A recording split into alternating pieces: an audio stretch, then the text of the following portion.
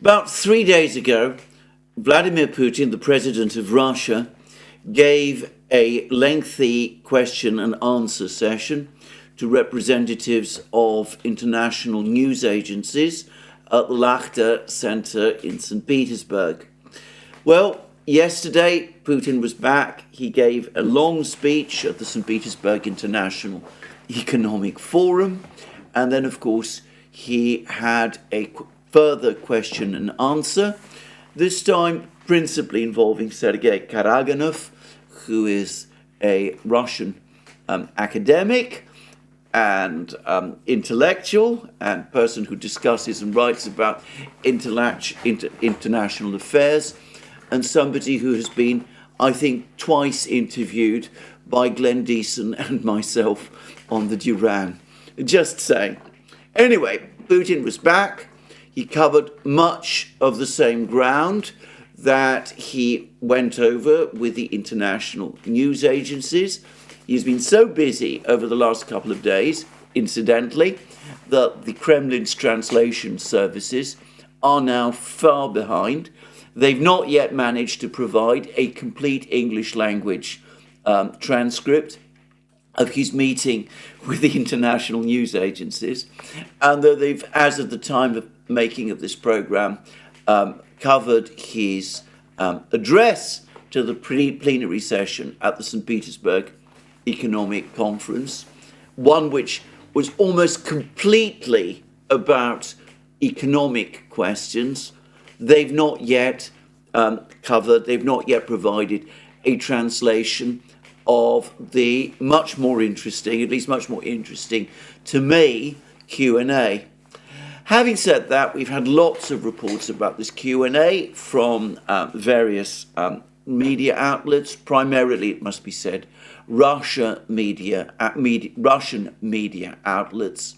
And it seemed to me that they fleshed out a lot of the comments that Putin previously made, when he met with the representatives of the international news agencies. So, for example, he again repeated what I think is now the settled Russian view, that Zelensky is an illegitimate president of Ukraine, that he had no authority to extend his term beyond its constitutional limit, that the martial law decree which he has enacted and which has been passed by the Ukrainian parliament does not, in fact, extend his term. And in Putin's words, Zelensky, in effect, is now a usurper. Rather strong use of language by Putin, but clearly he no longer considers Zelensky president of Ukraine. Now, to repeat again, a point I've made many times, that's Putin's opinion. The only opinion that matters on this issue, so far as I'm concerned, is that of Ukrainians.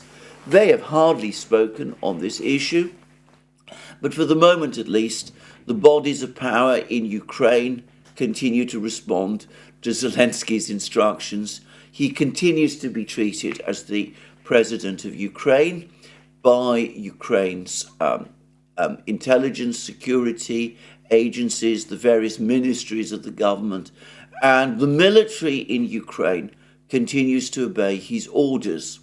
So he may, in Putin's eyes, be an illegitimate president, but he is still de facto the leader of Ukraine, whatever the constitutional and legal details might be. Zelensky, of course, as we have discussed in our various programs on the Duran and on this program, has been trying to bolster his claim to legitimacy by organizing a peace conference, or at least involving himself intimately in the organization of this peace conference in Switzerland, in Lucerne. In fact, it's now, as I discussed in my program yesterday, become increasingly clear that the major driving force behind this peace conference is indeed Zelensky and the Ukrainian government. They're playing, if possible, an even more active role in putting this conference together than the Swiss government is, even though it is Switzerland that is the host. Ian Proud, the former British diplomat, has explained this on his blog. And I've previously been puzzled as to why Zelensky is investing so much time and effort in this peace conference, which is not going to deliver peace.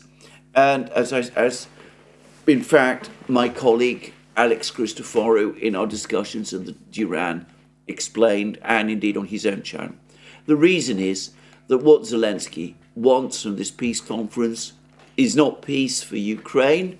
He knows that isn't going to be provided by this peace conference. Chancellor Scholz of Germany has said as much. Rather, it is international recognition of his status as Ukraine's president. Indeed, Chancellor Scholz has all but admitted as much. He said that the true purpose of this conference, at least this is what I've seen some reports say, the true purpose of this conference, this is Scholz speaking, is not to achieve peace in Ukraine, but rather to rally support for Ukraine and its peace plan, which means, in effect, for President Zelensky. Well, it is beginning to become increasingly clear that this ploy, perhaps it was too obvious, perhaps it was seen as to be too obvious by the Russians. Anyway, this ploy has now fallen apart. Over the course of the last few hours, we have learnt that other important people have chosen to stay away from this conference. So Mexico and Nicaragua have announced that they will not be participating in this conference. President Milei of Argentina, tied up with all kinds of things of his own. He's got major problems in Argentina as he tries to push forward with his economic plans. Apparently he's not going. And perhaps for Zelensky, the bitterest blow of all, the UN Secretary General, Mr. Guterres, apparently is not going either. With President Biden staying away, and of course with Xi Jinping not going, and apparently Modi is not going, and virtually all the other major world leaders not going, MBS, for example. It looks as if this conference in Switzerland, the only attendees are going to be European leaders like Macron and Scholz and others, which, to my mind, does not so much shore up Zelensky's claim for legitimacy as expose the extent of the West's increasing isolation within global opinion on the Ukraine issue.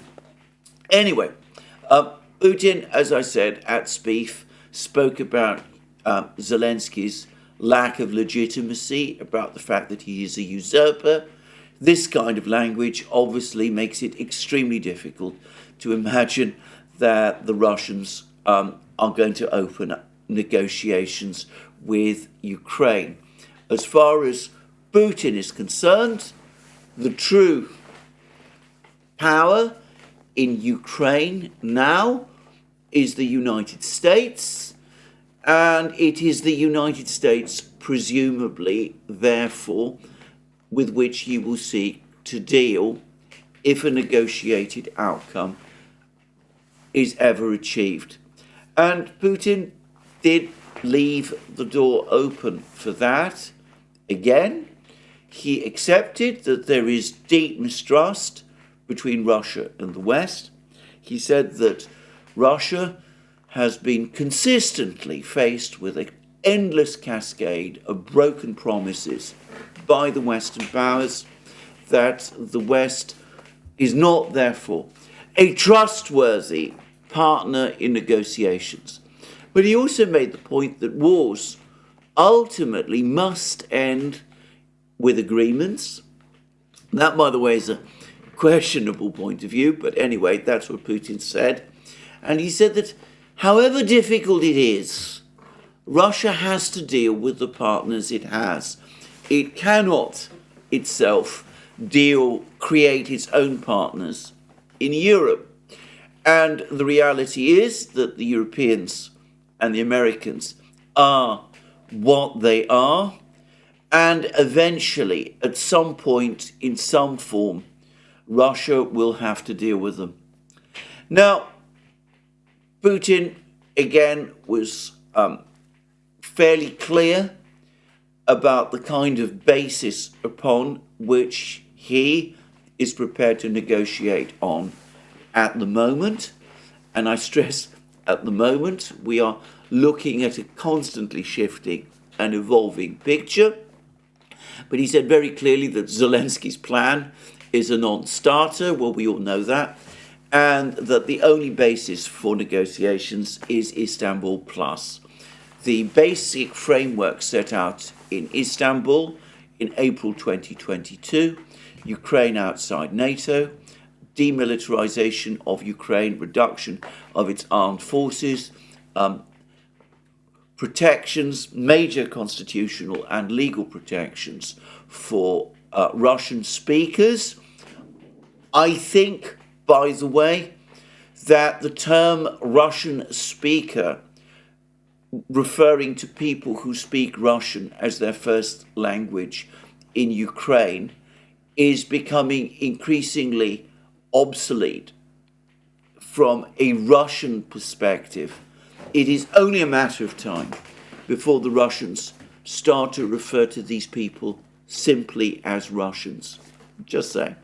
But anyway, constitutional and legal protections for Russian speakers, the eradication from Ukraine of the ideology of the 1930s, which, according to the Russians and many other people, has gained an unhealthy degree of sway in Ukraine, a major reduction in the size of Ukraine's armed forces, almost certainly far beyond what we saw in agreed or almost agreed in Istanbul 2 years ago. And, of course, Putin says that the ground realities, the actual territorial realities, must be accepted by Ukraine. Back in 2022, the Russians and the Ukrainians were agreed to put aside a long-term discussion about the de jure, the legal status of Crimea and Donbass. And by the way, I think we should be clear that this covers all of Donbass, not that this covered all of Donbass, not just the territory of the Donetsk and Lugansk People's Republics as it was then. That's certainly my understanding of Istanbul. But anyway, in 2022, it was agreed that the final status of these regions, which would remain in effect under Russian control, that the final status would be agreed over the course of lengthy negotiations which might last up to 15 years. This time, the Russians are making it absolutely clear that the status of the 4 regions, plus Crimea, is non-negotiable. Ukraine will in effect have to recognize them as part of Russia. And again, the Russians, Peskov, on several occasions, have made it again clear that it is the Soviet-drawn boundaries of these regions that the Russians are referring to. So that means all the territories of the Donetsk region, including towns like Pokrovsk, Slavyansk, Kramatorsk, and others, must be handed over to Russia. Kherson city must be returned to Russia as well. All of that territory must be ceded by Ukraine to Russia. And that's the basis of the agreement that Putin is saying for the moment that he's holding out for. Now, of course, in a negotiation, things might change. There might be some flexibility on the Russian side. But given that the Russians are prevailing in the war, I think one should not go into a negotiation expecting that the Russians are going to make major concessions, all the more so as Putin has previously said that the Russians will not agree this time to a ceasefire whilst the negotiations are underway. I think, again, this is a reality people need to acknowledge.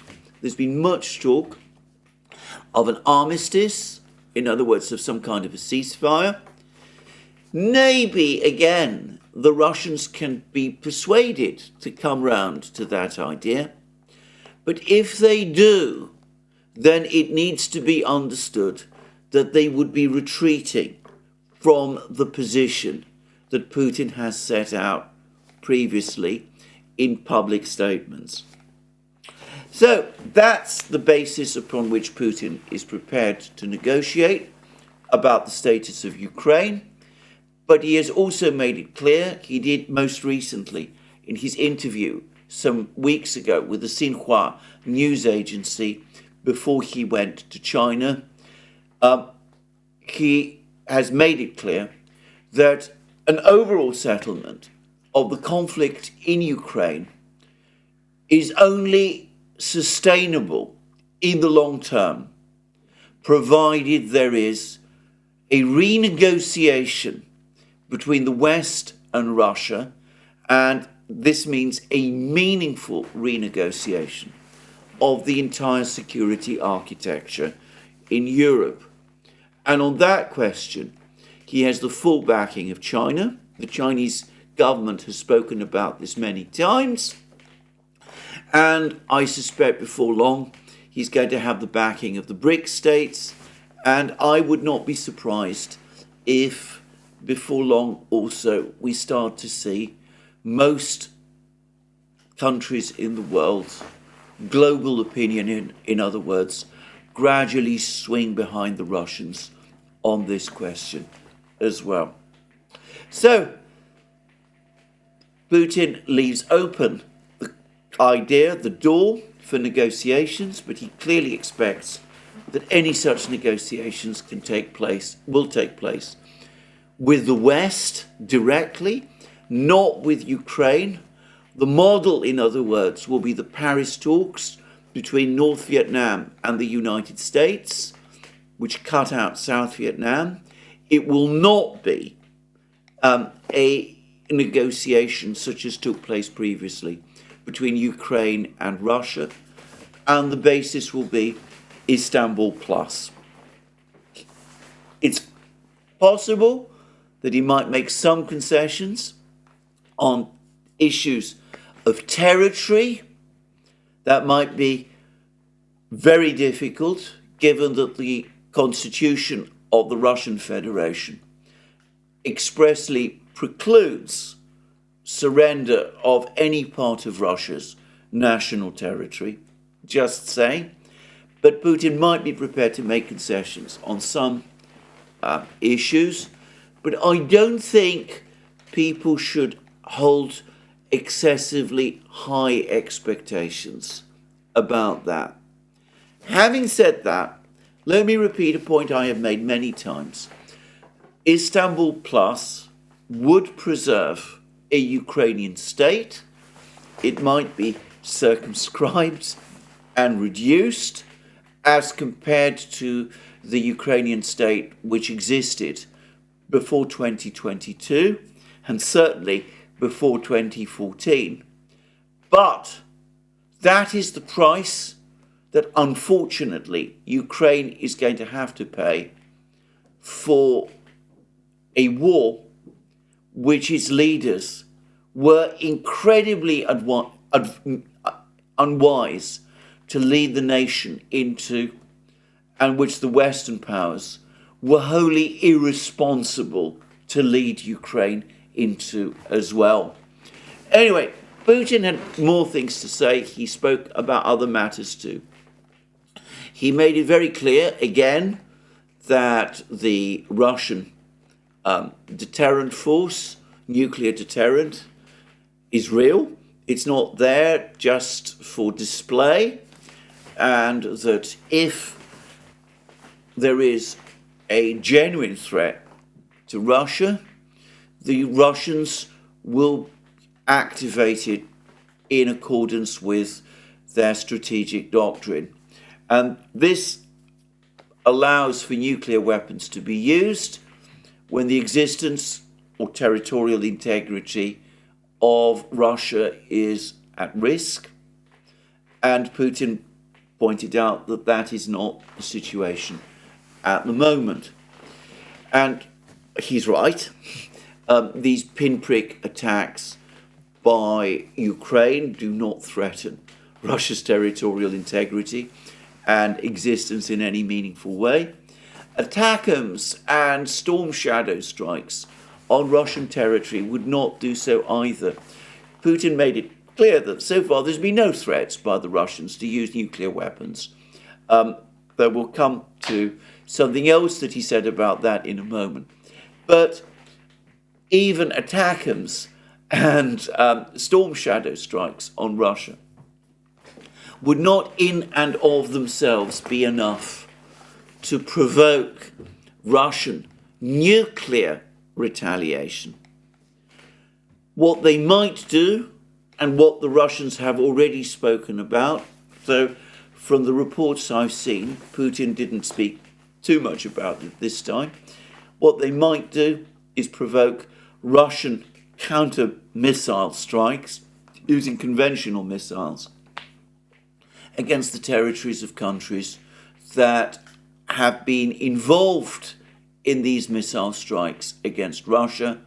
And of course, Putin previously spoke in his discussion with the international news agencies about the Russians also providing weapons to enemies of countries that have participated in strikes, not just missile strikes, but any strikes on Russian territory. And I think we must assume that that decision has in effect been made and is now in the process of being put into effect. So that was what Putin said about current Russian reactions. He, as I said, played down the immediate possibility of the use of nuclear weapons. But he did say that Russia's nuclear weapons arsenal is for real and it should not be underestimated. And he brought up the question of what might happen if tactical nuclear weapons were used.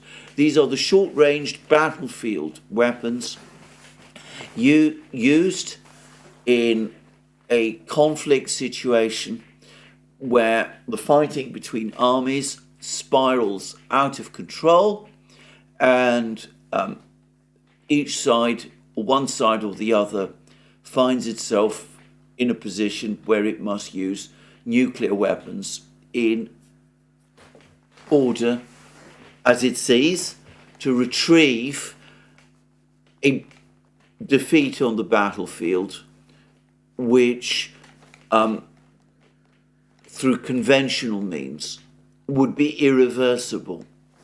Now, it is important to say that Putin again made it clear that use of tactical nuclear weapons by Russia would also be covered by Russia's overall strategic doctrine. The Russians will not be the first to use nuclear weapons or will not use nuclear weapons unless there was a situation where the existence and territorial integrity of Russia was threatened. So if there was a battle, say, between French troops and Russian troops in Ukraine, the Russians would not use nuclear weapons. They would have no reason to. Putin actually went further. He actually said there is no need to. The Russian military is getting stronger. Their forces are advancing. The war is being won.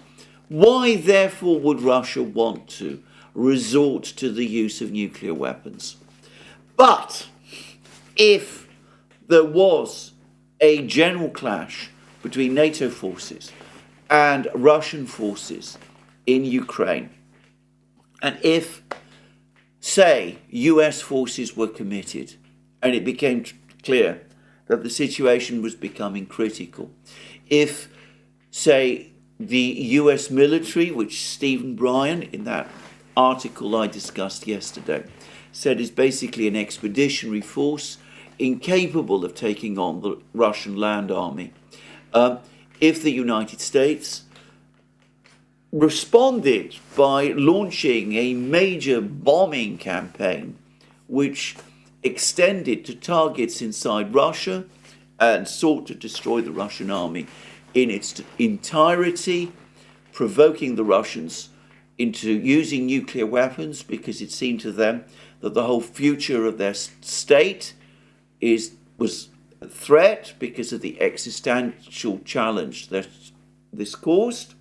Or alternatively, if the United States, perhaps after trying to launch a bombing campaign against Russia, which was unsuccessful, a much more likely scenario, by the way, in my opinion, on the strength of advice from, well, a quite impressive cascade of military people, Western military people that have been in touch with me, including people who've operated in the Air Force. Anyway, if the United States found itself in that kind of situation and itself resorted to tactical nuclear weapons, then Putin made it clear that in either of those two catastrophic scenarios, the Russians would use tactical nuclear weapons. And he made the point that Russia's arsenal of tactical nuclear weapons is massively greater than the NATO stockpile of tactical nuclear weapons in Europe. And though he was careful not to give exact numbers, he also said that if the Western powers, if the United States transferred tactical nuclear weapons from the United States to Europe, the Russians would still be in a position, would still have a quantitative and qualitative superiority in tactical nuclear weapons over the combined arsenal of such weapons as between NATO and Russia. Now, he also said that in this absolutely disastrous scenario, a cataclysmic and apocalyptic scenario, the Europeans really needed to think very carefully about the risks they were running. Because if there was a situation in which each side was launching nuclear weapons at the other on European territory, the consequences for Europe would be cataclysmic, but the United States might choose not to involve itself further in such a conflict. It might ultimately pull back because there is a near certainty that if the United States sought to redress the balance against the Russians by involving its strategic nuclear forces, then Russia possesses strategic nuclear parity with the United States. The United States would find itself facing the ultimate disaster of a nuclear war in which it would not survive. And Putin questioned and asked European leaders to consider whether the United States would indeed sacrifice its own survival for Europe's future. Well, these are apocalyptic, catastrophic scenarios. I must admit that I'm absolutely horrified that they're now being openly talked about in the way that they are. I think Putin is absolutely right, by the way, when he says that it is Western actions that have brought us to this point, what he previously referred to as unending escalation. But anyway, that is what Putin said. Basically, there is no military solution for the West in Ukraine, and unlimited escalation, which takes us all the way to the point of nuclear war, which is not impossible, would be catastrophic for Europe, and by the way, Russia too. But as a consequence of it, Europe might find that it is in effect abandoned by the United States. I'm going to express my own personal view here. I think that if nuclear weapons of any kind start being launched by one side against the other, the process of escalation will be irreversible, and I'm afraid that the reality is that sooner or later, in fact very quickly, we would find ourselves in a situation of an all-out nuclear exchange between the superpowers.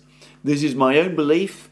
I understand that there have been multiple exercises looking at this question, going back all the way to the Cold War, and no scenario, no military scenario has been found in which, once nuclear weapons start being used, a process of escalation does not take place, leading to the outcome, this apocalyptic outcome that I have said. I absolutely hope, I pray that we never experiment with these scenarios. We never test them literally perhaps to the point of destruction. Anyway, to repeat again, Putin had much to say about nuclear weapons. He seemed, by the way, my impression was that he was talking hypothetically and explaining the position. And, of course, his interlocutor, Sergei Karaganov, has spoken about demonstrating in a more effective way Russia's nuclear capabilities, and Russia taking steps to perhaps lower nuclear thresholds as a means to restore deterrence. So there is that push as well. But anyway, my impression was that Putin was actually fairly relaxed.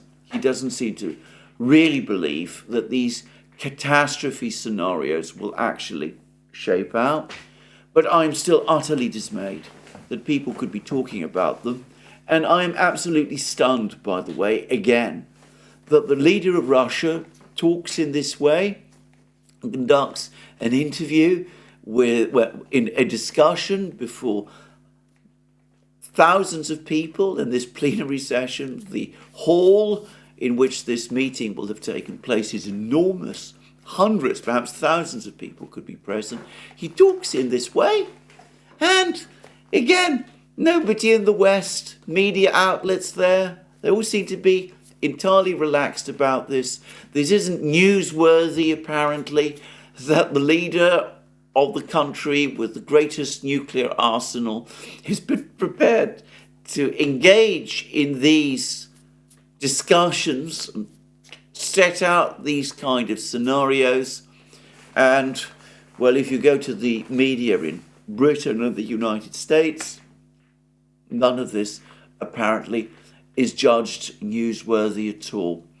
It leaves me incredulous. And, well, suffice to say, there's been a recent rather good book on the origins of the First World War called The Sleepwalkers. And frankly, it does seem, at least in the West, that there are some people who seem to be keen to put us to sleep. Anyway, there we are. For the moment, at least, the Russians do not expect or envisage the use of nuclear weapons because they feel that the war is going in their favour. They can't really imagine outcomes where that will change. We'll come to that in a moment. But they are prepared to use nuclear weapons if the West takes actions which, from a Russian point of view, justifies their use in accordance with their strategic doctrines. Anyway, Putin had an awful lot more to say about the war. He said that there was no need for a further mobilization. He said that Russia mobilized 300,000 troops in September 2022, a fact which actually stabilized the situation on the battlefronts. But he went on to say that since then there's been massive amount of enlistment into the Russian army. 300,000 men signed up for the Russian army over the course of 2023. By the way, I understand that the exact number is 320,000, or at least a closer figure is 320,000. And he also said that a further 160,000 have joined the army since the start of this year. 460 or 480,000 in total, with more recruitment taking place. So, Russian army swelling in size. Clearly there is no reason, therefore, for further mobilization. And I think he's right about this.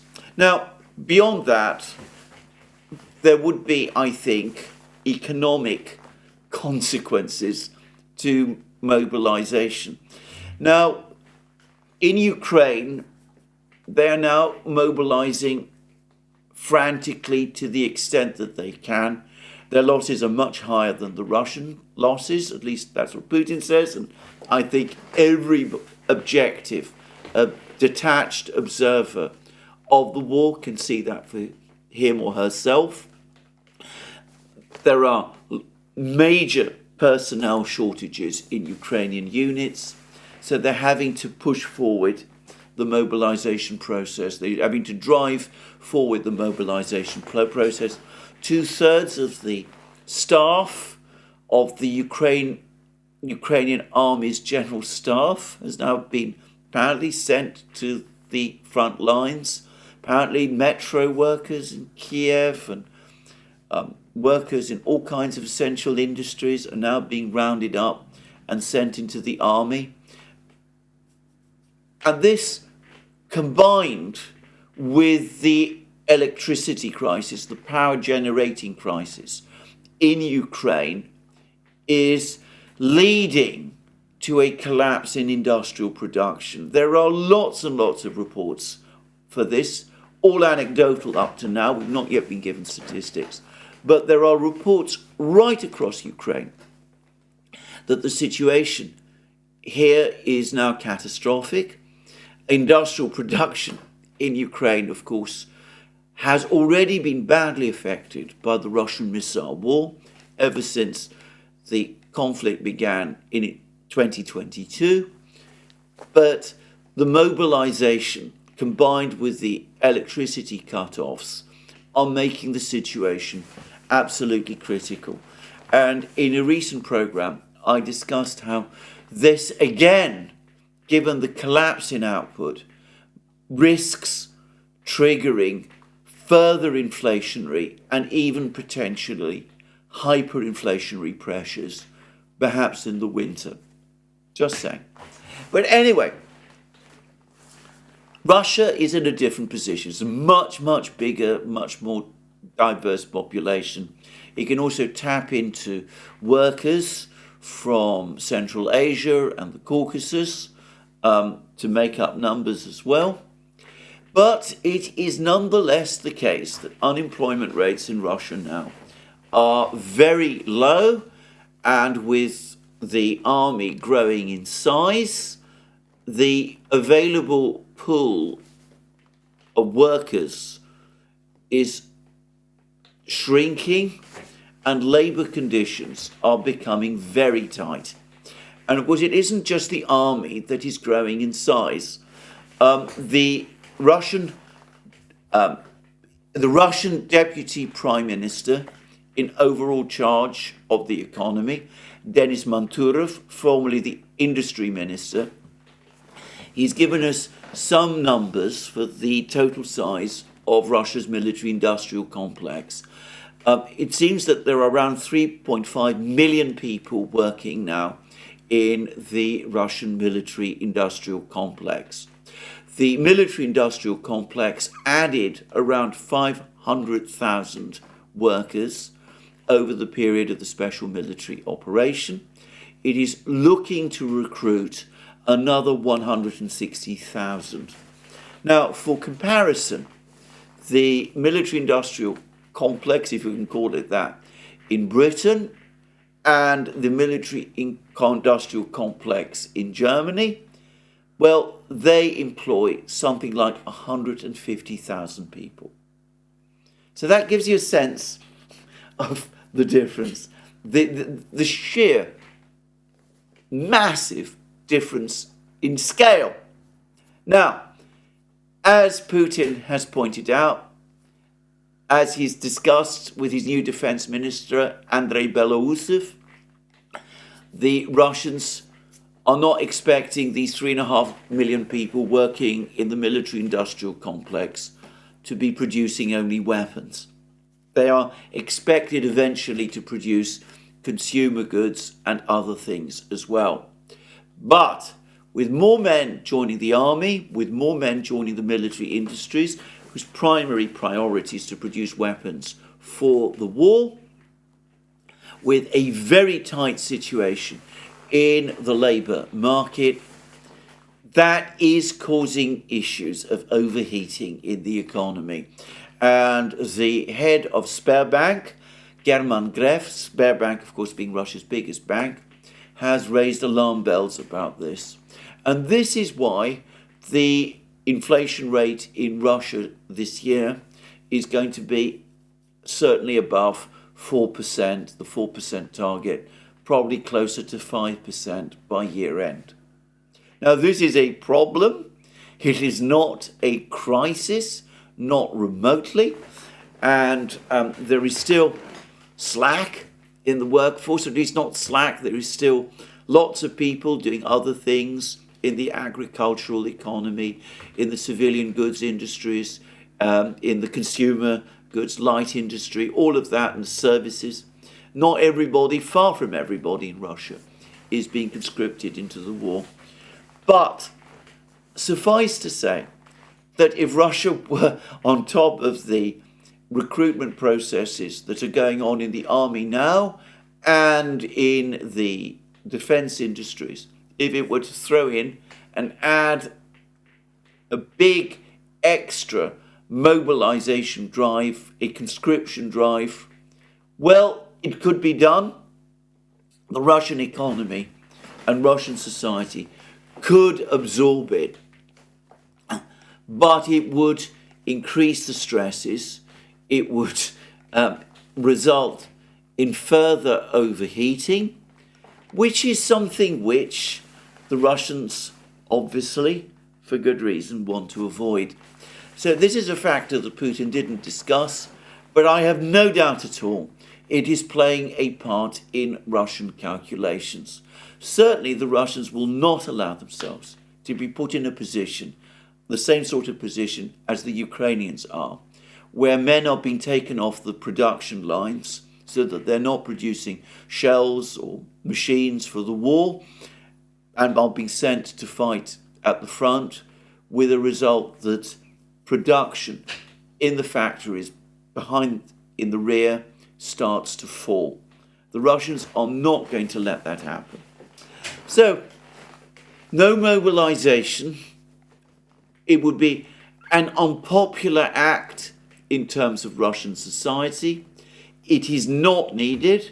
The army is growing in size, and it would come with economic costs, which in the circumstances there is no need for Russia to meet, and which obviously for that reason, they're not going to need to pay.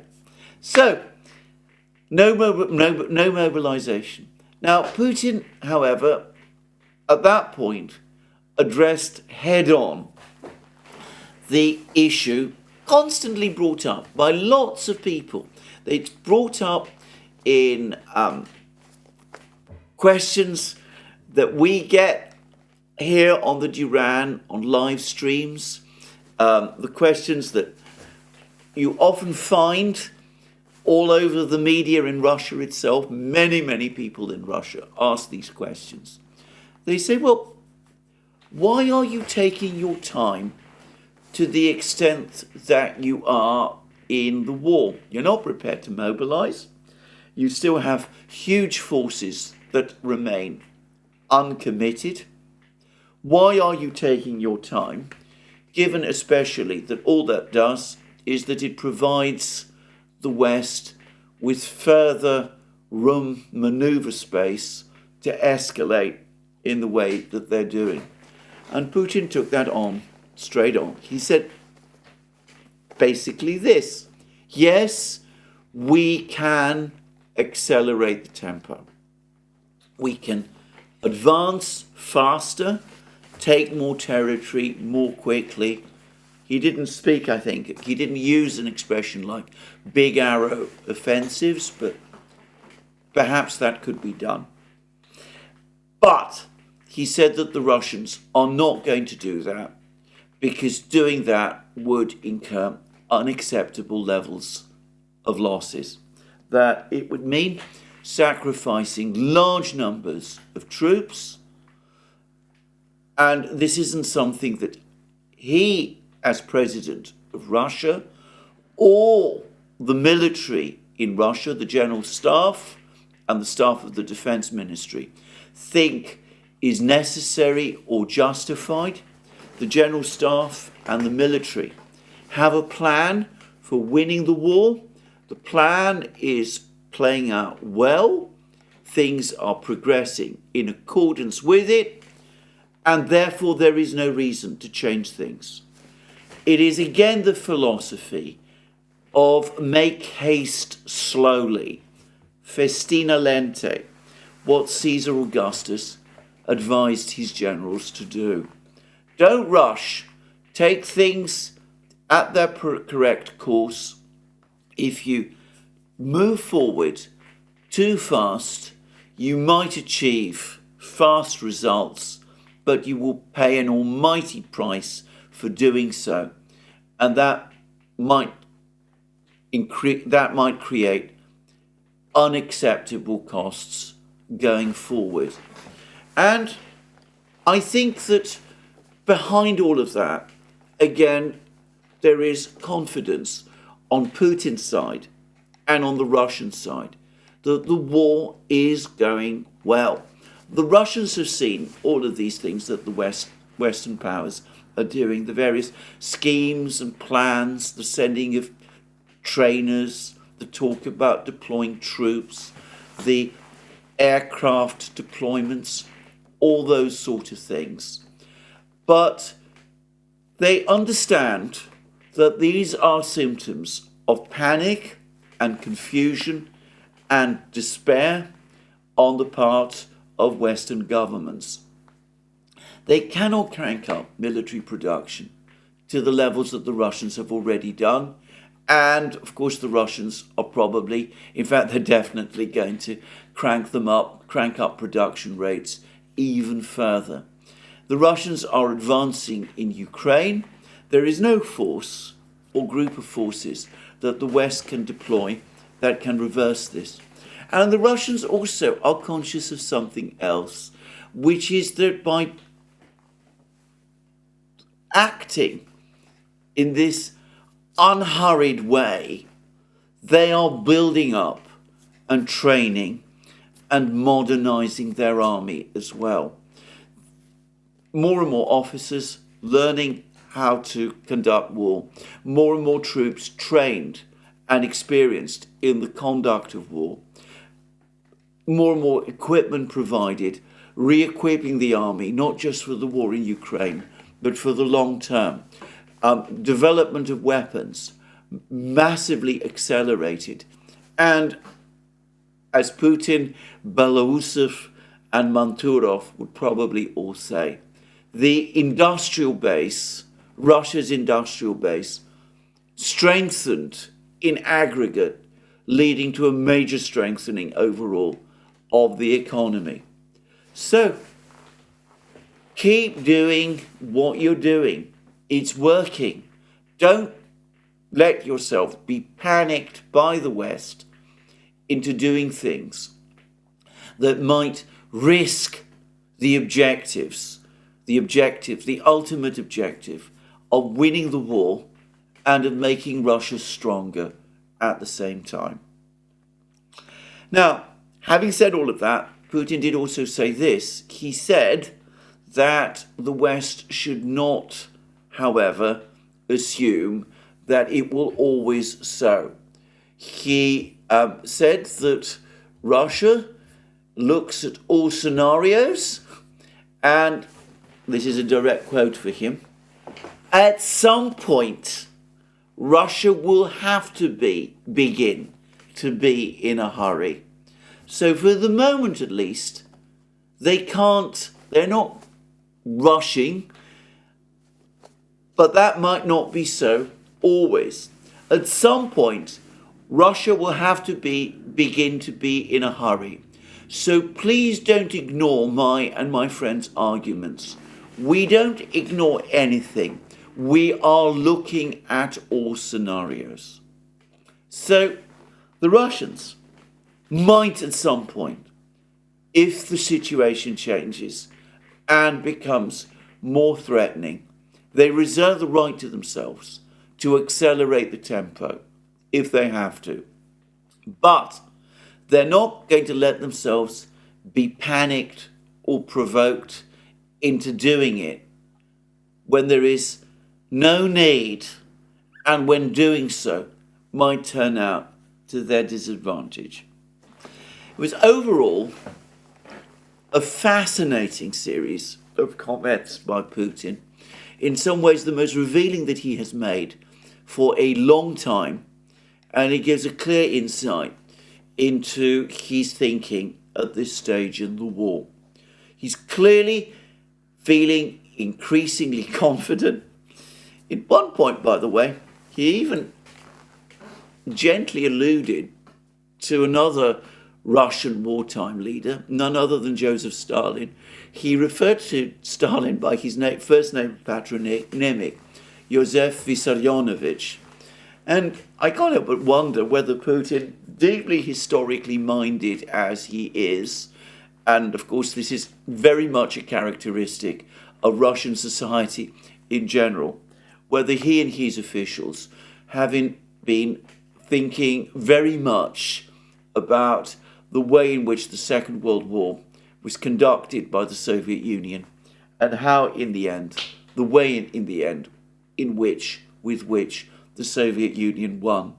And here, by the way, I should say that I'm not an expert on the military history of the Second World War, but it does seem to me that once the major defensive battles had been won, Moscow, Stalingrad, Kursk, and the others, the major pattern of Soviet offensives in the second half of the war was not actually that different from what we're seeing now, though obviously on an immeasurably bigger scale, which is that the Soviets did not aim to knock out the Germans in one punch. They actually instead advanced sturdily and methodically across the whole front, keeping the Germans guessing about where they would strike, striking hard when they did, but always advancing, as the Russians today would say, rhythmically. Anyway, that's a historical aside. People who know more about the Second World War and the Soviet conduct of it would probably have a lot more to say than I can do. Anyway, that's my summary of what Putin said. For me, actually, the most interesting part was the part about negotiations. I think that at some point he does envisage negotiations with the United States. He was again drawn into a long discussion about American domestic politics, about whether he preferred Biden to Trump. Basically, he refused to be drawn on that question. But it did seem to me that he did at least leave the door ajar to the possibility of negotiations with a future US administration. I don't think he believes that negotiations with the Europeans are possible. He said that recently also, by the way. I think he's come to the decision that the European Union, as it's constituted at the moment, is incapable of negotiations. And he's written off the Ukrainians entirely. His thinking is that if you can deal with the organ grinder, don't bother with his monkeys. The organ grinder being, of course, the United States, and the monkeys being the European Union and Ukraine. But I don't think he expects that to happen very soon, and he certainly doesn't expect that to happen with this current administration. So, I think we might see some kind of negotiation between the United States and the Russians eventually. Of course, there are people in the United States who would probably be open to that idea, not by any means moderates, but people like Eldridge Colby and Richard Haas and people like that, so that the United States can focus on China instead. That's how they would see it. There's even a few people like Douglas McGregor and others like him who would actually want to see a negotiation to settle the conflict entirely because they see a merit in doing that. J.D. Vance is another person who thinks in that way. But anyway, Putin apparently does envisage at least a possible negotiation with the Americans, but that will not happen, clearly, for quite some time. And in the meantime, he's not wasting his time soliciting negotiations. He's going to continue with the war, and if the Americans come and start making serious proposals, he will consider them, and at that point we could find ourselves looking at something like the negotiations, as I said, which took place in Paris back in the 1970s between the Americans and the North Vietnamese. I would add that if that does indeed happen, the shock and heartache and horror in Europe will be, well, it will be something to see. Anyway, that's Putin. Very confident, very secure, I think, in the way things are going. I'm not going to discuss the economic side of what he was talking about in this program. That's something maybe that Alex and I will discuss on the Duran. But overall, about the overall trajectory, he seems confident. He talks about nuclear weapons in a very scary way. But I get the sense that he doesn't really think that that is what is going to happen. Now, before I proceed, I want to make two quick observations about points that I've seen made. The first is by the indispensable Ray McGovern, former CIA top analyst, person who did the President's Daily Brief, the man who in the 1960s was one of the very, very few who took the Sino-Soviet split seriously. Almost the only analyst, I think, that's probably an overstatement, but anyway, one of the very, very, very few analysts in the last 10, 15 years who actually pointed out that the Russian-Chinese rapprochement this time was for real. A person who has huge understanding of Russian affairs, and previously, of course, of Soviet affairs, he's actually published what I think is an extremely interesting tweet. And he says that the thing that has probably provoked the Russians to make their various strong comments about strong reactions were the Ukrainian attacks on the radar stations, specifically the Voronezh station in Armavir, though the Ukrainians also apparently made an attempt, an unsuccessful attempt, at another Voronezh radar station in Orsk. And McGovern's point is that the Russians are saying, look, pinprick attacks by the Ukrainians, we're going to brush off. They might do us a little damage. They might even kill a few Russian civilians. But then we know we are, in effect, in a war. We understand, perhaps even better, far better than you do, that in a war, casualties like that are inevitable. We will absorb the pinprick attacks because we do not want an unlimited escalation. We are winning the war, and we don't need it, and we certainly don't need World War III. But attacks on our essential strategic facilities are absolutely ruled out. That we will respond to if they're conducted in a serious way.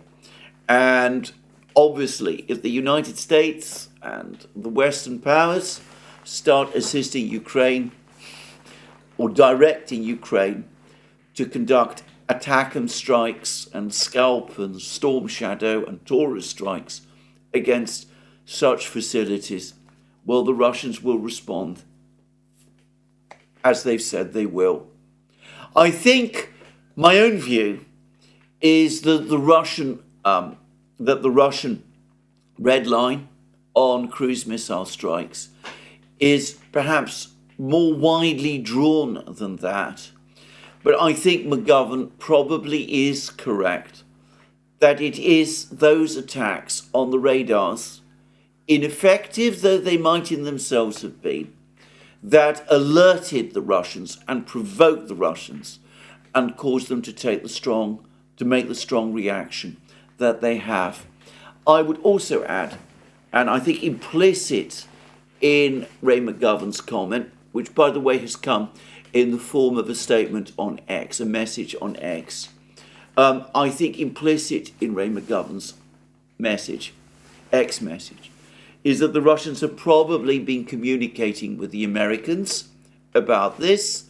And as I discussed some days ago, Putin's comments about the American announcement to allow cross-border strikes into Russia from Ukraine, his comments which actually preceded that announcement, the comments that he made in Tashkent, also suggested, at least to me, that Putin was familiar with the discussions that were taking place on this question in the United States, which strongly suggested to me that the Americans were, in fact, at least on this occasion, communicating with the Russians on this issue.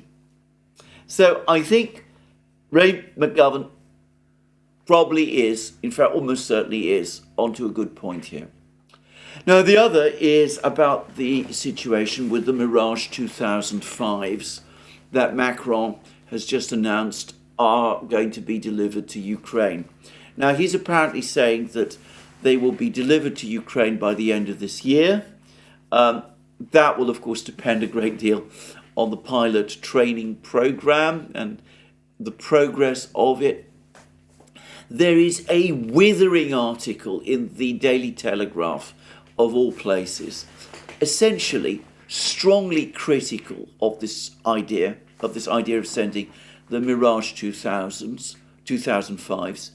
The point the article makes is that it's proving almost impossible to create a proper infrastructure in Ukraine to operate the F-16s. In fact, the article in the Daily Telegraph is a most interesting admission about the enormous challenge of creating such an infrastructure for the F-16s in Ukraine. It looks as if it's encountering all but insuperable obstacles as the Russians constantly smash and destroy the runways and the other facilities that the F-16s would need to operate. But the article in the Daily Telegraph said, bringing in another aircraft, the Mirage 2000, very similar capabilities overall to the F-16, perhaps with slightly lower maintenance requirements than the F-16, but doing that is simply going to complicate and disorganize the logistics and the maintenance requirements even further, and that it makes hardly any sense. And the article also was critical in some respects of the Mirage 2005's air-to-air capabilities. It said that the Mica air-to-air missiles that the Mirage launches are not comparable. They do not have the range of the American AMRAAM missiles operated by the F-16s. I would add, by the way, and for the record, that neither of these missiles has anything remotely like the kind of range that the Russian R-37M air-to-air missile operated by the MiG-31s and the Sukhoi 57s has. But I'm not going to go there. Anyway, lots of criticisms from the Telegraph, all kinds of experts brought in to weigh in on this subject, on Macron's announcement, and scepticism that these aircraft will even operate. But the point that's been made on the Russian side is that, in fact, the real purpose why the Mirage 2005s are being sent to Ukraine is because the Russians have destroyed the entirety of Ukraine's fleet of Sukhoi 24 bombers. The Sukhoi 24 bombers were the aircraft Ukraine was using to launch Storm Shadow and Scalp missiles. And presumably, they would also have been the aircraft that would have been used to launch the Taurus missiles if the Germans were ever to agree to supply them. Well, the Russians have apparently destroyed all of the remaining Sukhoi 24s. And it's been suggested that Russian missile strikes on the airbase at Staro-Konstantinov using Kh-101 cruise missiles equipped with cluster warheads have now entirely wiped out the entire remaining number of Sukhoi 24s, which that very revealing conversation between the German generals that was released by the Russians some months ago, that confirmed that the number of Sukhoi 24s still possessed by Ukraine had by this time fallen to single figures. So the purpose of the Mirage 2005s, exactly as I discussed yesterday, is to replace the Sukhoi 24s, to make it possible for Ukraine to start launching Scalp and Storm Shadow missiles again. And it seems that the Mirage 2000 was in fact the aircraft, the launch aircraft for the Scalp missiles, the original launch aircraft. So it is already adapted to be able to launch these missiles. The F-16 was not designed to launch these missiles, which of course when the F-16 was created in the 1970s did not yet even exist. It could be adapted to launch these missiles, but that would be an extremely long and painstaking process. And the reason why the French have therefore decided to supply Ukraine with some of these Mirage 2005s is not so much to continue to escalate the aerial war against the Russians, but to replace a capability which, following the destruction of the Sukhoi 24s, has now been lost. Now, I don't know for a fact that this is actually true, but I think it probably is. In which case, we again see the effect of aggressive attrition. Sukhoi 24s lost, Mirage 2000s more difficult to operate on Ukrainian airfields being sent to replace them. My guess is that the number that will be sent will be 12. This was apparently the number of Mirage 2000s that had been assigned for delivery to Indonesia, according to a recent contract. But the Indonesians have cooled on that purchase, so these 12 Mirage 2000s are available for supply to Ukraine, and it looks as if it means that Ukraine is now going to have to wait for these Mirages to appear, perhaps by the end of the year, before it can launch Storm Shadows and Scalps in quantity again. Now, that of course assumes that the Mirage 2000s will ever be able to operate effectively on Ukrainian airfields. But anyway, we'll just have to see. Now, we have had a cascade of news over the last couple of hours from the Russian battlefronts. The first is that the Ukrainians did attempt, finally, a counterattack in the Lipsy area towards the village of Gluboka. Now, a group of forces north, the Russian military unit that is responsible for the fighting in Kharkov, they're reporting that the counterattack was unsuccessful.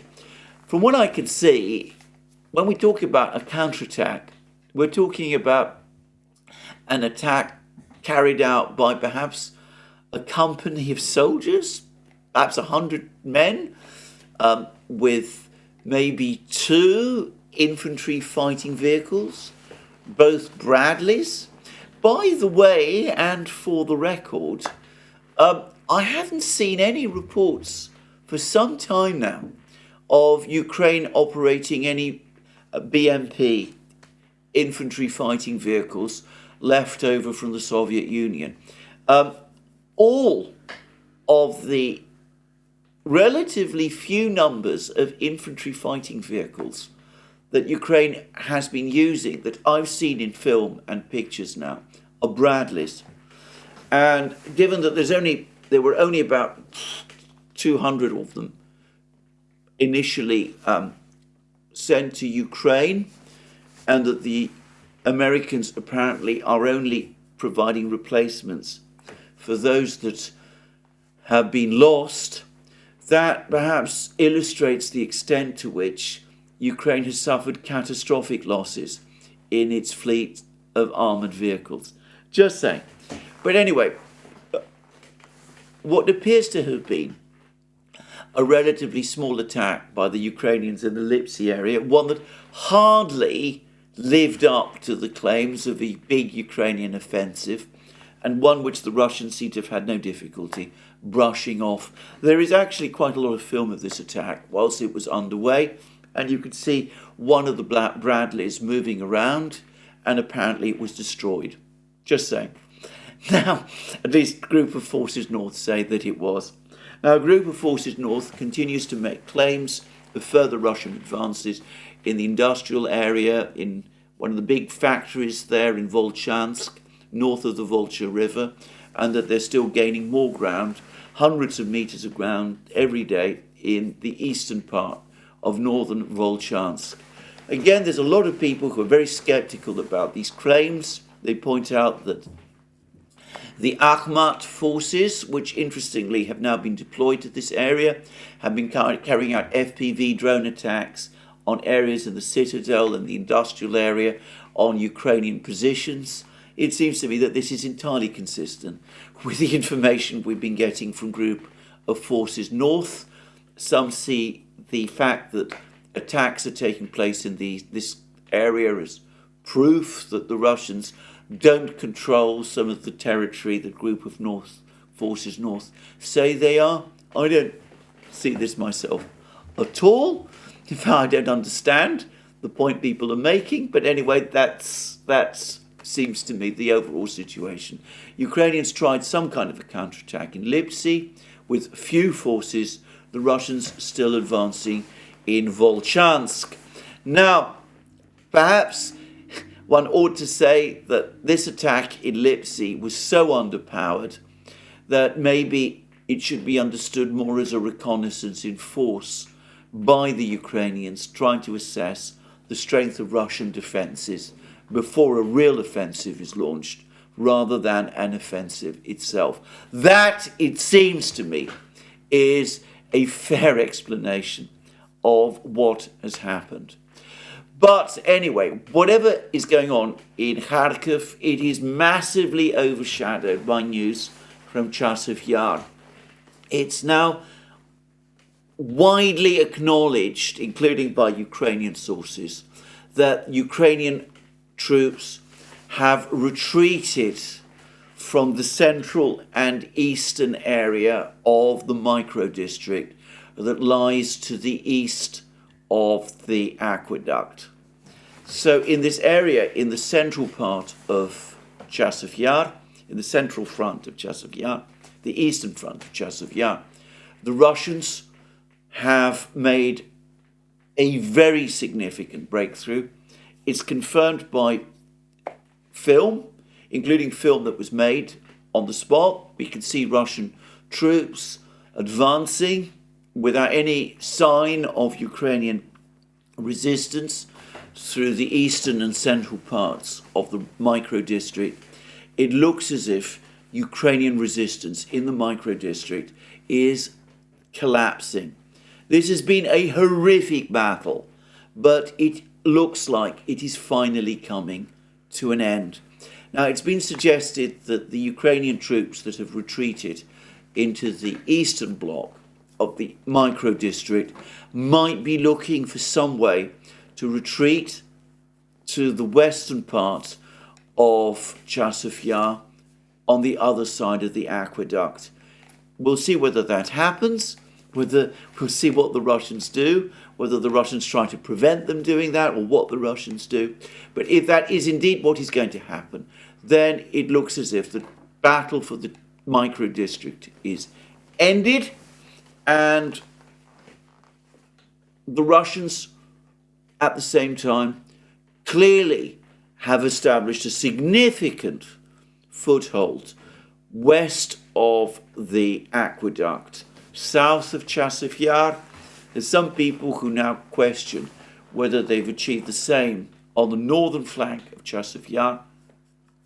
There's pictures of the Russians bombing Ukrainian positions in Kalinina, the village to the northwest of Chasov Yar. I think some people see that as evidence that the Russians do not have a bridgehead west of the aqueduct. Again, I'm not sure why that is the case, why people assume the one from the other, because it seems to me that it is fully reconcilable that the Russians have a bridgehead west of the aqueduct on the northern flanks of Chasov Yar, even as the storming and fighting from Kalinina still continues.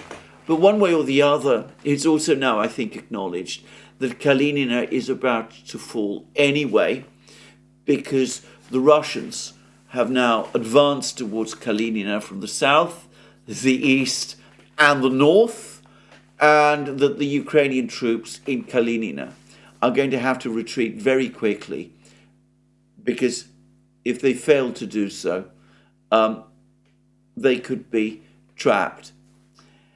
Again, I think many people discussing the fighting in Ukraine don't always understand the fluidity of these battles, the fact that it is possible for Russians to control territory west of Ukrainian positions that are still located to the east of them.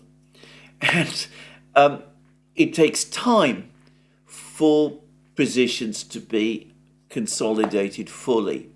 And we've had a dramatic example of what I said, of what I've just described, in fighting that has just taken place west of Ocheretino in the village of Sokol.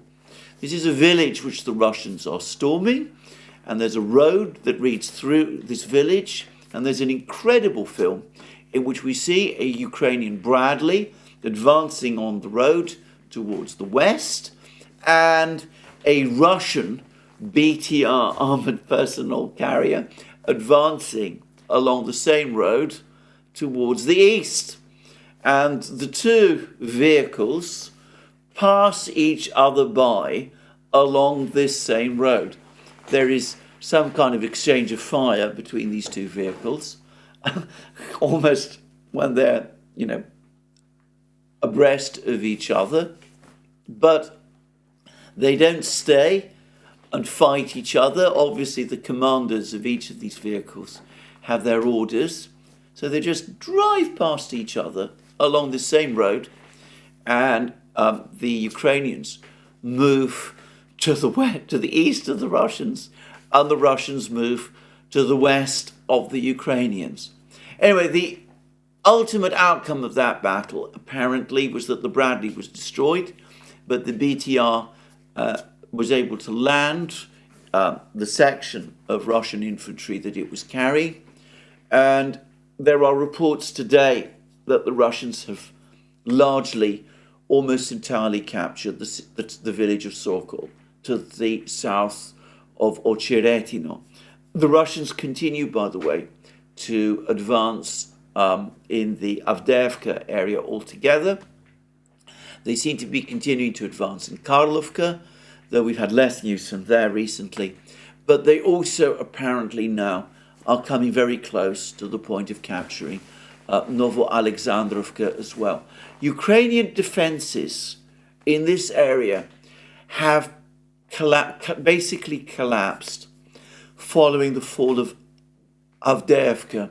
The Ukrainians have made attempt after attempt to try to stabilize this situation in this crucial area of the battle lines of the front. But every attempt that the Ukrainians have made has failed. And whenever the Ukrainians try to create a defense line to prevent Russian advances either to the west or to the north, it is only a question of time before those defense lines crumble.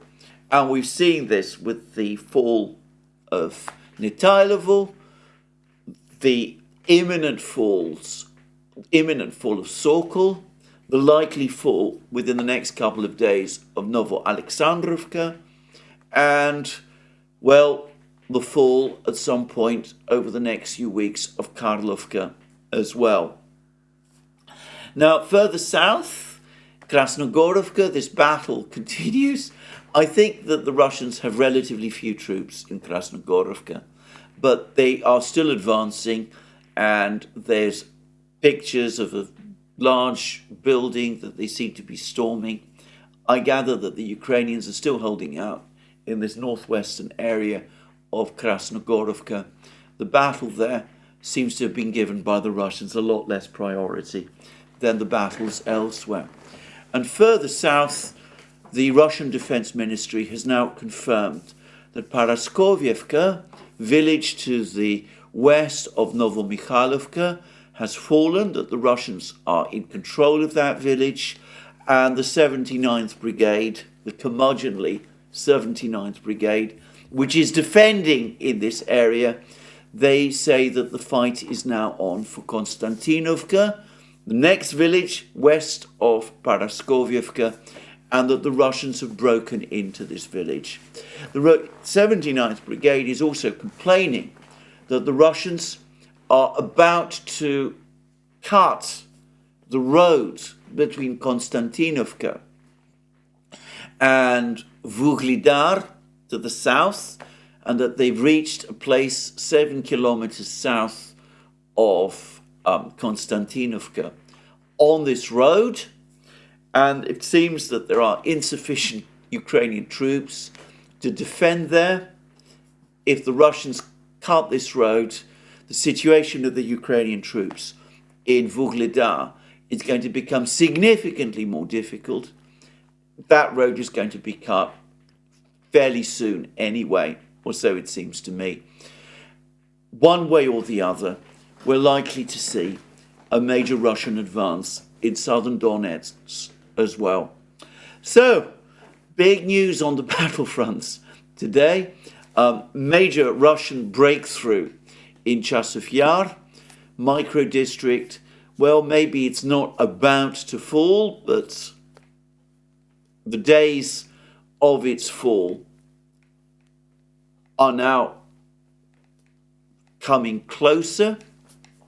My own sense, if the micro-district falls with the Russians across the aqueduct on the flanks, the battle for Chasov Yar will probably end fairly fast, and with the Russians advancing in all sorts of other places simultaneously, as Putin says, making haste slowly, but the tempo, the momentum, still with them, and in my opinion, continuing to grow all the time. Well, this is where I finish my program today. More from me soon. Let me remind you again that you can find all our programs on our various platforms, Locals, Rumble and X. You can support our work via Patreon and Subscribestar. Don't forget to check out our shop, where you will find all sorts of amazing things, including our new Football 24 series of shirts. And last but not least, don't forget, if you've liked this video, to press the like button and to check your subscription to this channel. That's me for today. More from me soon. Have a very good day.